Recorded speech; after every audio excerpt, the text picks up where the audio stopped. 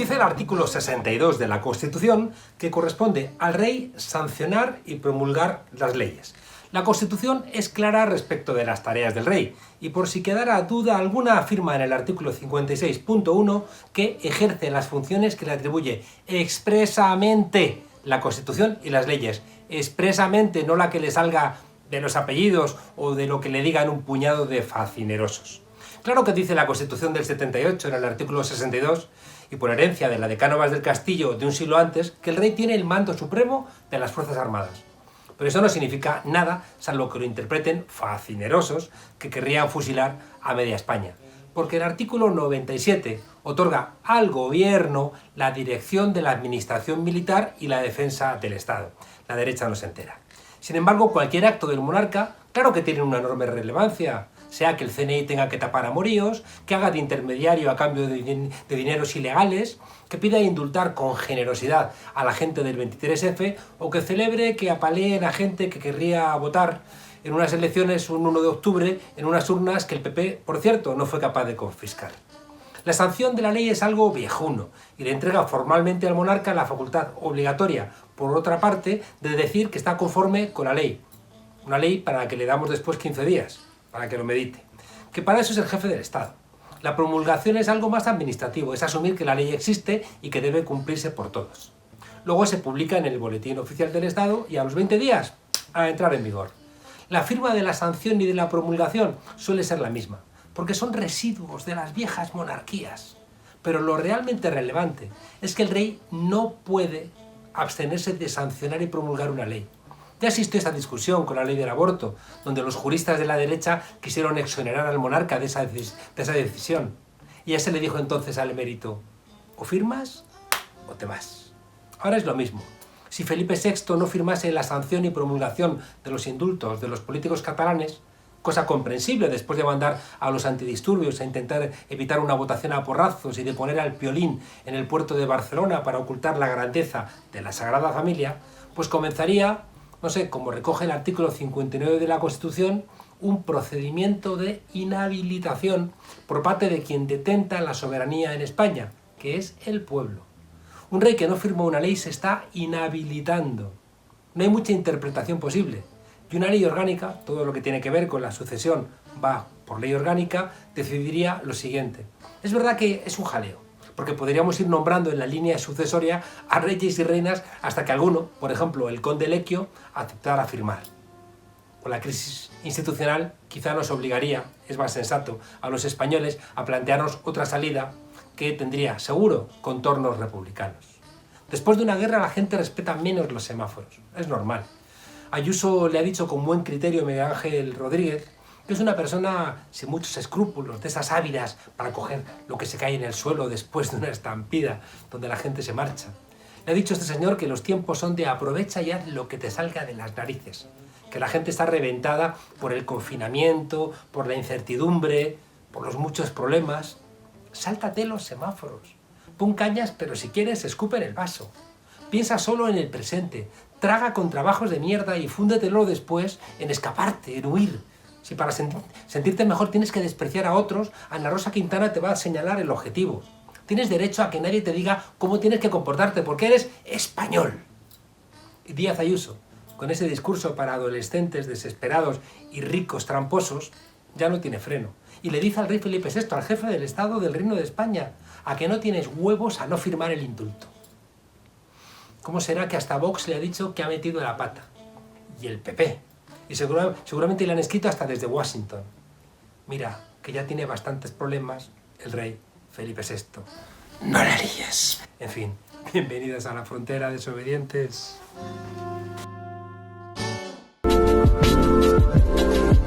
Con apenas 10 kilómetros de distancia, unos se reunían en Alcorcón intentando preguntarse cómo será la emancipación en el siglo XXI, feminista, ecologista, igualitaria, y otros en la Plaza de Colón intentando recuperar momias del pasado. En fin, no habría mayor problema si las momias no tuvieran la costumbre en este país de ir a buscar a los vivos, intentar convertirlos a ellos también en serrín. En fin, que ha sido un fin de semana intenso y queríamos hablar con Pablo Fernández del secretariado de Podemos para que nos cuente ese tipo de cuestiones y en concreto cómo ha ido la cuarta asamblea de Podemos. Pablo, ¿cómo estás? Un saludo y gracias por acompañarnos. ¿Cómo estás, Juan Carlos? Un saludo, un placer estar aquí contigo. Oye, te acabas de vacunar, ¿no? Pues sí, ahora mismo, recién vacunado, así que bien, tranquilo y con mucho trabajo, con mucha tarea por delante. ¿Qué tal ha sido la vacunación?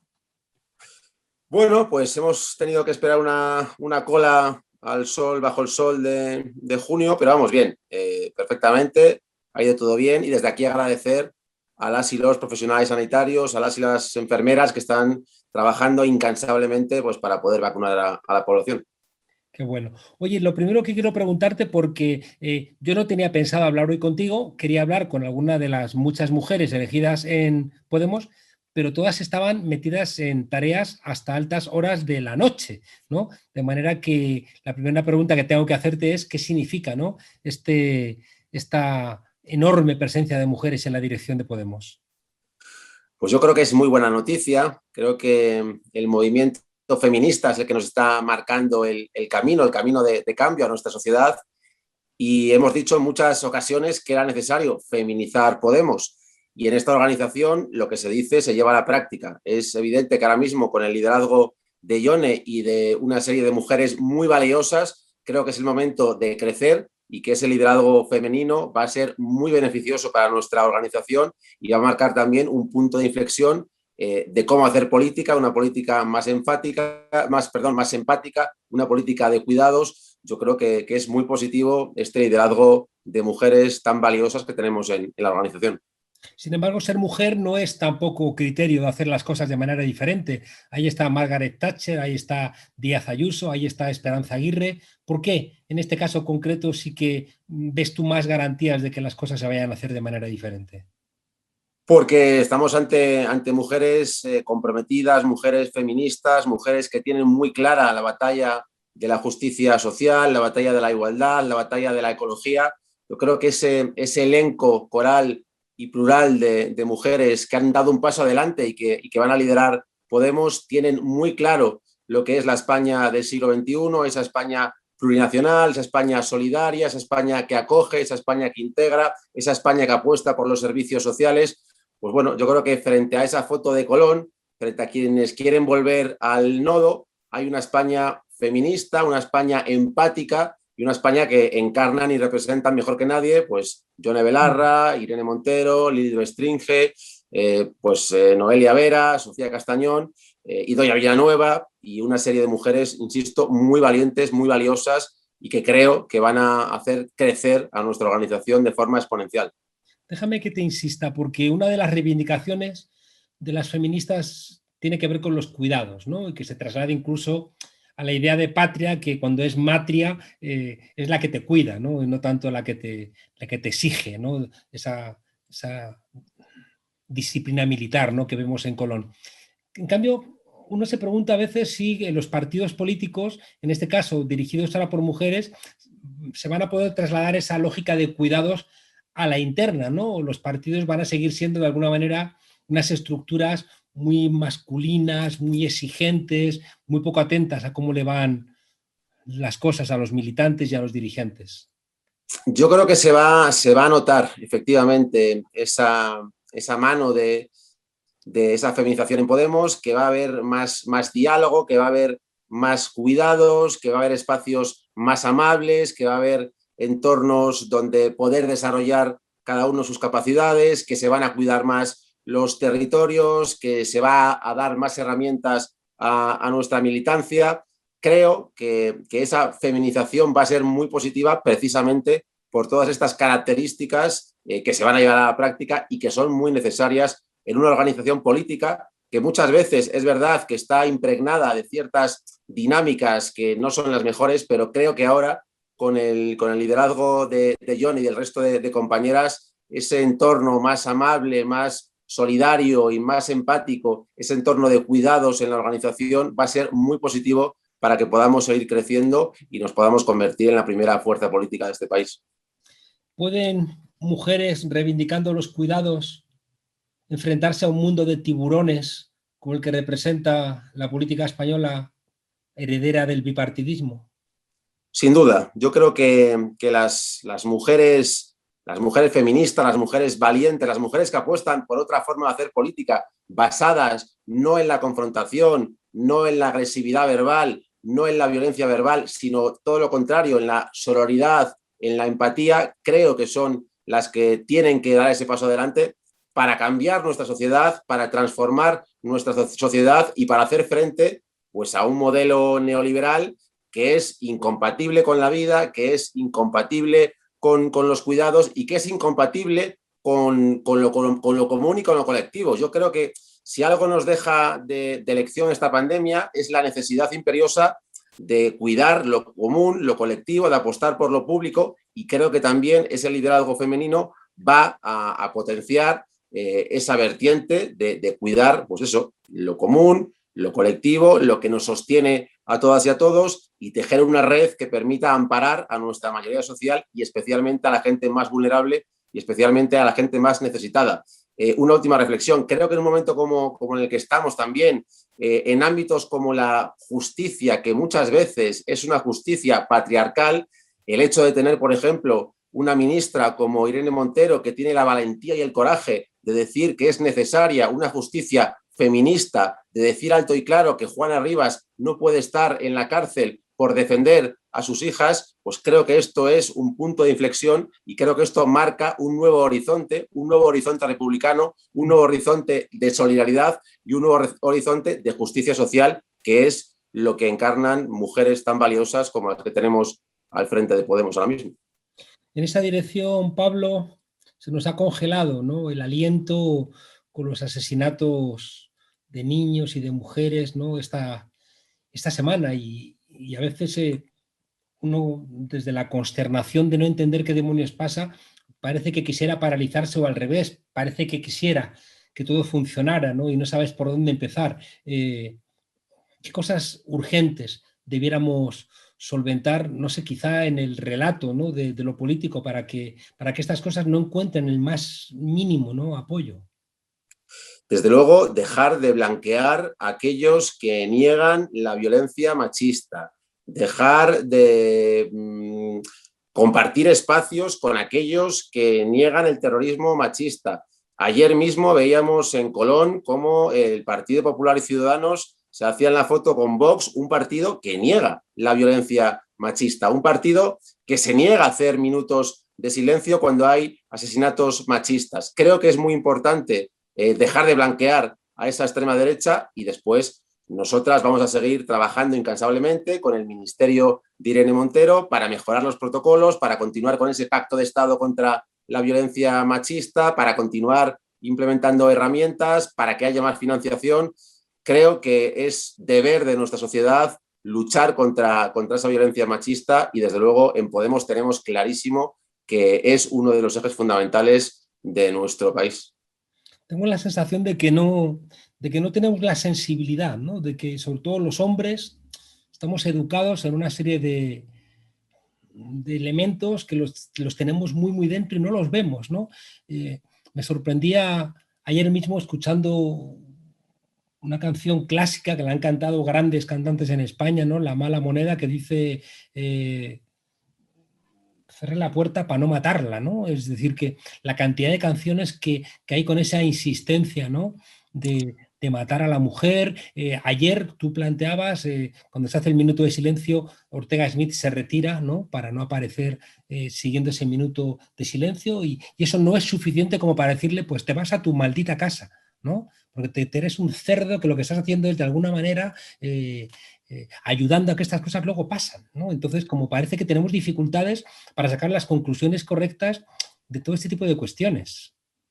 Totalmente. Yo creo que hay un patriarcado muy arraigado en nuestra sociedad, un machismo muy inherente en nuestra sociedad y en la educación de varias generaciones, y por eso es tan importante el feminismo, y por eso es tan importante el movimiento feminista, y por eso es tan importante tolerancia cero con estos miserables. Hoy yo he escuchado a un cura, creo que de Canarias, diciendo que, bueno, que es que justificando el asesinato terrible de la mujer de Beatriz, diciendo que es que algo habría hecho ella para merecer que la matasen. O sea, este tipo de comportamientos que son absolutamente deleznables, abyectos y miserables tienen que ser erradicados totalmente de nuestra sociedad y hay que tener tolerancia cero con este tipo de comportamientos, vengan de donde vengan, especialmente y sobre todo si vienen de parte de partidos políticos. Por eso te decía antes que la foto de Colón de ayer creo que representa lo peor de la sociedad, la tolerancia con la violencia machista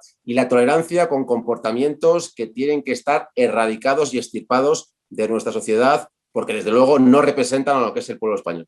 Ya, pero luego vemos el mismo canal de televisión que ha protagonizado un concurso donde ha habido una violación y al final no se sabe muy bien qué ha ocurrido con todo aquello, pues hace también espectáculo, ¿no? con el asesinato de las niñas canarias. Hace falta mucha pedagogía, hace falta redoblar los esfuerzos en materia de educación, hace falta redoblar los esfuerzos en que haya una perspectiva feminista en la judicatura, en diferentes ámbitos e instancias. Queda mucho por hacer, queda mucho por trabajar y por eso yo estimo que el Ministerio de Igualdad es imprescindible y es más importante que nunca.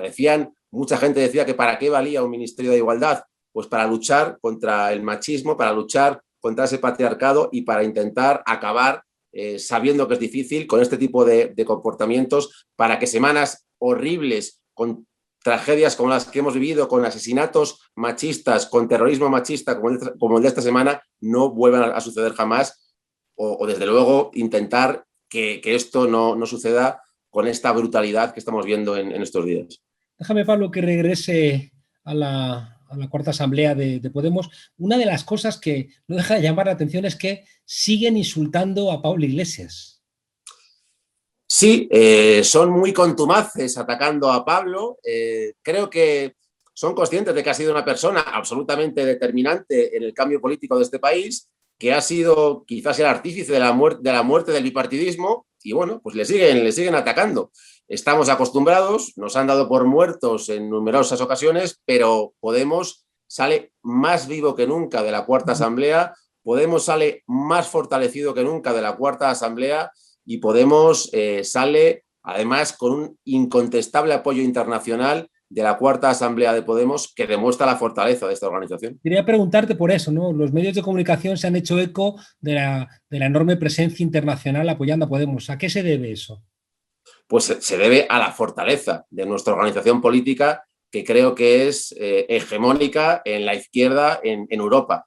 No creo que haya habido ningún congreso, ninguna asamblea de ningún partido en toda Europa que haya sido capaz de reunir a todo el elenco de partidos políticos de izquierdas y progresistas, como hemos conseguido desde Unidas Podemos, no solamente de Europa, sino también de América Latina, de otros países. Creo que eso demuestra la fortaleza enorme que tiene Podemos y cómo estamos liderando las políticas de progreso, las políticas de izquierdas en Europa. Creo que es una demostración de fuerza de Podemos y aquellos que quieren decir que la asamblea de Podemos, que no ha ido bien, bueno, pues yo creo que la mejor demostración de la fortaleza y de la presencia de Podemos es esa presencia, ese elenco de formaciones políticas internacionales que hemos tenido en la asamblea. Si se hubiera hecho en un sitio cerrado, que hubiera dado más sensación, ¿no? de presencia de gente, hubieran dicho que irresponsables, que estando el COVID de por medio, eso da un poco lo mismo. Oye, otra cuestión que creo que es relevante al respecto, tiene que ver con una derecha que ha roto prácticamente ya casi cualquier sello, ¿no? Y ayer incluso Díaz Ayuso desmesurada, planteando que el rey desconozca la firma de una ley. Sí, y poco menos que tachando de felón al rey por cumplir la Constitución. Yo creo que esto pone de manifiesto cómo tenemos a una derecha absolutamente echada al monte, con una Ayuso que ha hecho un jaque al rey, que yo no sé si es un jaque mate a Pablo Casado, y con una derecha y con una extrema derecha que demuestra que solamente quiere a España y quiere a las instituciones si gobierna. Si la derecha y la ultraderecha no gobiernan, son capaces de querer destruir a España, son capaces de llamar felón al rey y bueno, yo desde aquí invitar a la señora Ayuso a que siga así, porque esto hará que mucho más pronto que tarde la República solidaria y plurinacional sea una realidad en este país con comportamientos como los de la señor Ayuso, y con comportamientos como el del rey emérito, que hay que recordar sigue fugado en Arabia Saudí. La política española sigue teniendo una parte de sainete, ¿no? Tengo la sensación de que sigue habiendo comportamientos que dices, entre ellos, no sé cómo lo valoras tú, ese paseo pírrico, ¿no?, de Joe Biden y Pedro Sánchez, ¿no?, en la cumbre de la OTAN, que no sé si hubiera sido mejor que se lo hubieran ahorrado. Pues yo creo que era evitable, sinceramente creo que era evitable. Como bien dices tú, a veces hay un elemento de teatro, de sainete, que creo que se podía evitar. Ahora lo más importante es destinar todos los esfuerzos a la reconstrucción económica y social en nuestro país. Va a ser un momento en el que van a llegar cantidades ingentes de millones de euros y desde luego desde Podemos estaremos muy vigilantes para que ese dinero no acabe desperdiciado o malgastado, como han ocurrido en demasiadas ocasiones, y para que ese dinero se invierta en la reconstrucción y modernización de nuestro país, en seguir ampliando el escudo social, en apostar por políticas verdes, en apostar por reindustrializar desde lo verde nuestro país, y también en acabar con los sangrantes desequilibrios territoriales que hay a día de hoy en nuestro país, y que comunidades como Extremadura, como Castilla y León, como Castilla-La Mancha, como Aragón, pues puedan con esa inversión incorporarse a un siglo XXI en el que hasta ahora todavía no han entrado. Una última cuestión, Pablo Fernández.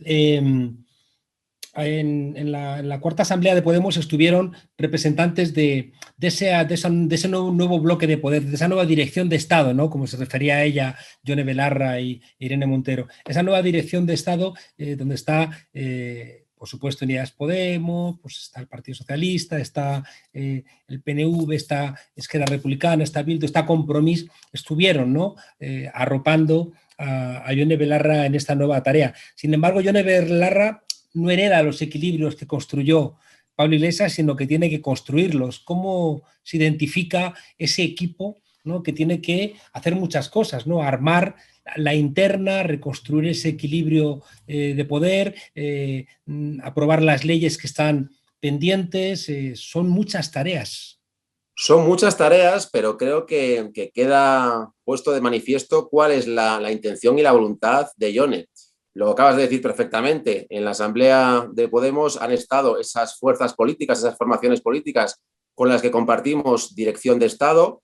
Yone tiene muy claro que Podemos tiene que ser quien teja esas alianzas que permitan un país progresista, que unan a esas formaciones políticas que quieren construir un país más democrático, un país más igualitario y un país más justo. Y bueno, pues esa va a ser una de las tareas esenciales que afrontemos ahora mismo en Podemos. Pienso que el hecho de que la gran cantidad de formaciones políticas hayan estado en Vistalegre es una muy buena noticia, y que alguna ausencia pues también es de lamentar, porque en un momento en el que creo que toda la izquierda y que toda la ciudadanía progresista reclama acuerdos, reclama unidad y reclama consensos, no es buena noticia que alguna formación, pese a estar invitada, no haya estado presente en la Asamblea de Podemos.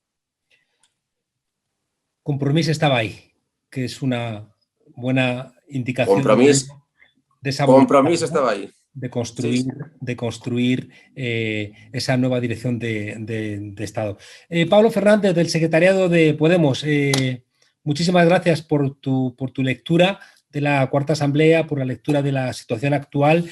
Como decíamos, mucha tarea, ¿no? Y España tiene razones para estar preocupada porque la derecha sigue siendo una derecha que embiste más que una derecha que piensa, y bastante daño ha hecho ya en la historia de este país como para no estar alertas. Así que mucha suerte en vuestra tarea, alertas, y gracias una vez más por acompañarnos aquí en La Frontera.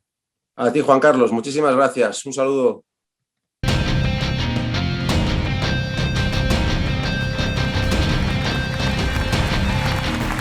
Una gran ovación del público recibió la primera actuación de Plácido Domingo en España desde 2019.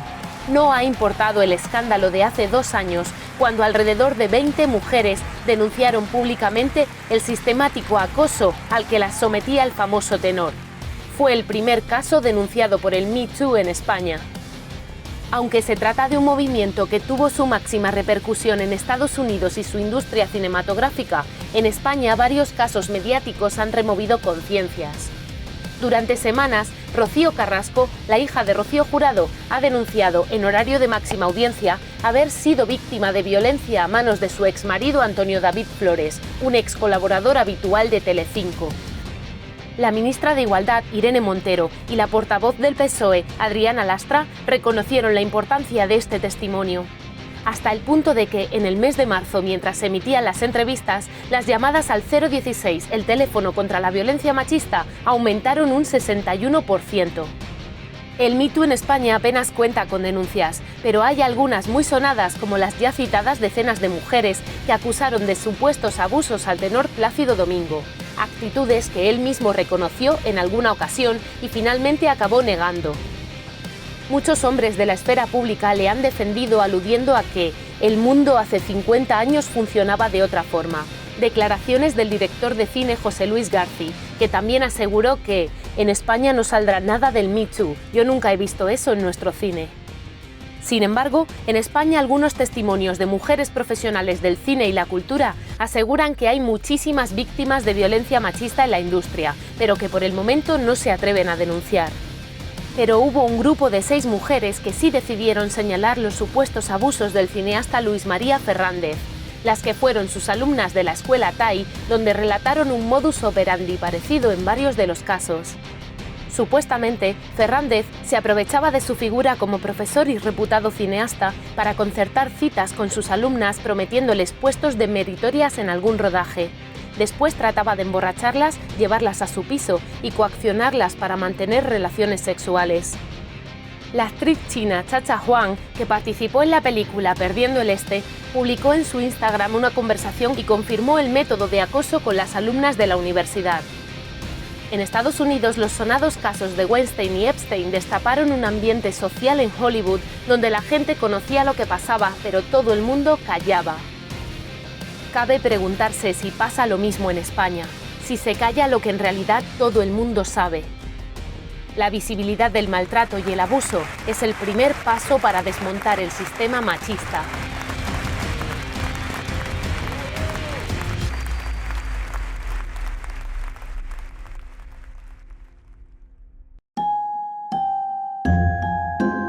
Si hay una imagen que resume a la perfección la concentración de ayer en la Plaza de Colón de Madrid, es la imagen de un manifestante con una cabeza de toro. ¿Para qué más reflexiones? No hay más preguntas, señoría. Ese toro enamorado de la luna... Esa es la filosofía de la derecha ibérica. De 10 cabezas en España, decía Machado, 9 embisten y una piensa. Ya no son 9, pero 4 sí. Embestir a todo lo que se mueve porque todavía no han asimilado la moción de censura contra Rajoy. Mugen Sancho, señal de que cabalgamos. Una derecha trumpista que esconde en su falta de ideas soflamas incendiarias bajo disfraces ridículos. Ridículos, pero vamos, que te empitonan, te empitonan. Las redes echan humo, como en el conocido concurso de televisión. Todo el mundo quiere saber quién se esconde tras la cabeza de toro. Fash Singer ya está aquí. Toni Cantó, Albert Rivera, el mismísimo Felipe VI, el emérito quizá. Cuidado, todo es posible. ¿Quién hubiera podido imaginar a Esperanza Aguirre, a la duquesa de la corrupción de Mariposa o a Isabel Preisler de Gatita?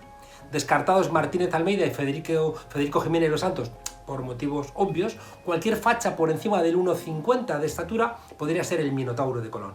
El pequeño Nicolás, Quique Sarasola, Pitingo, Felipe Juan Froilán, ese es demasiado alto. En fin, que el abanico de posibilidades se estrecha, pero también son estrechas las cabezas y no pasa nada. No había retraso en Colón. En fin, acompañando a Rosa Díaz y su trupé en Colón, pudimos ver a defensores de la Constitución como el Lobby Actoir, la Asociación de Militares Españoles o la Fundación Nacional Francisco Franco. ¡Qué bonito! Todos ellos reclamando algo tan democrático como expulsar al legítimo presidente de su país. Todo muy democrático. ¿Y eso del sufragio universal? Gilipolleces. ¿Qué pensará el ultracentrista Pablo Casado de todo esto? ¿El tiro de Colón les habrá salido por la culata? Porque la foto que avergüenza a todos los españoles es la del gobierno de la nación fotografiado, gobernando y sostenido en el poder gracias a todos los enemigos de España, del orden constitucional. Abucheos para Casado en la Plaza de Colón y gritos de presidente, presidente para Abascal. Esto es lo que pasa cuando en vez de manifestarte por la sanidad, por las pensiones, contra el cambio climático, contra la violencia machista, te sumas a una concentración en favor del enfrentamiento promovida por gente que solamente sabe vivir si hay confrontación. Ya lo dice el refrán, quien con toro se acuesta, empitonado amanece. El líder del Partido Popular quedando de nuevo como el pagafantas de la política autoritaria española. Entrando al trapo de Vox para terminar viendo como hasta Díaz Ayuso le adelanta por la derecha. No, si Casado vas a ser capaz de resucitar hasta Rosa Díaz. ¿Qué va a hacer el rey de España a partir de ahora? ¿Va a firmar esos indultos? ¿Le van a hacer cómplice de esto? La ayusada de ayer es bastante grave. La presidenta de una comunidad autónoma pidiendo que el rey no firme los indultos, animándole a que se enfrente a un gobierno elegido en las urnas. ¿Acaso ha olvidado Isabel Díaz Ayuso cuál es el papel del rey según esa Constitución del 78 de la que ella se reclama constitucionalista? Pablo Casado dice que no se puede ir contra algo que votaron los españoles hace 40 años. Ahí se puede ir, como habéis planteado en Colón, contra lo que votamos los españoles hace un par de años. Eso es vuestra democracia. Solamente os queda convocar un día de estos otra cruzada nacional, con la cabeza de un toro como estandarte, como el duque de Toro de la venganza de Don Mendo. Esta derecha es de sainete. Aunque luego la historia nos dice que la derecha en España, aunque sea de sainete, cuando se pone a fusilar, fusila de tragedia. Así que, cuidadín, cuidadín, que nos hacen gracia, pero siempre nos repite la historia, nos la lían. Hasta mañana, desobedientes.